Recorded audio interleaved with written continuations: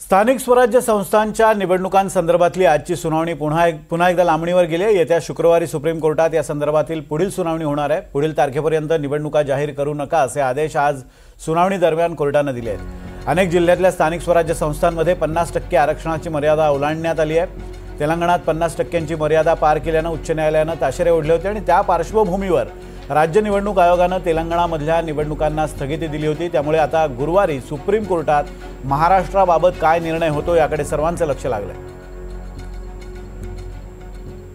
ज्या निवडणुकांचा कार्यक्रम जाहीर झालेला आहे त्या संदर्भामध्ये कोर्टाचा अशी मनस्थिती दिसली की जरी निवडणुका त्या झाल्या तरी पण final outcome of that petition म्हणजे याच्या अंतिम निकालाच्या अधीन राहून पण तो निर्णय होऊ शकतो। पण आज कुठल्या प्रकारची तशी काय ऑर्डर झालेली नाही। पण एकंदरीत कोर्टाची जो मानसिकता होती ती अशी होती की इलेक्शन आम्ही थांबवणार नाही। दरम्यान आजच्या सुनावणी दरम्यान सुप्रीम कोर्टात काय युक्तिवाद झाला आपण पाहूयात ग्राफिक्सच्या माध्यमातून। याचिकाकर्त्यांचे वकील म्हणाले आरक्षण मर्यादा ओलांडता येत नाही,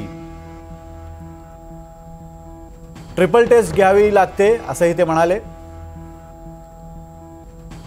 राज्य सरकारला फक्त तारीख हवी असते, सुनावणी नको असते असा आरोपही त्यांनी युक्तिवादादरम्यान केलेला आहे। त्यावर ॲडव्होकेट तुषार मेहता जे राज्य सरकारची बाजू मांडतायत ते म्हणाले ही सुनावणी गुरुवारी घ्यावी। कोर्टाच्या समाधानासाठी आम्ही डेटा गोळा करतोय असं तुषार मेहतांनी कोर्टाच्या निदर्शनास आणून दिलंय। नगरपंचायतीचा निकाल 2 डिसेंबरला येणार आहे असंही ते आजच्या सुनावणी दरम्यान म्हणालेत।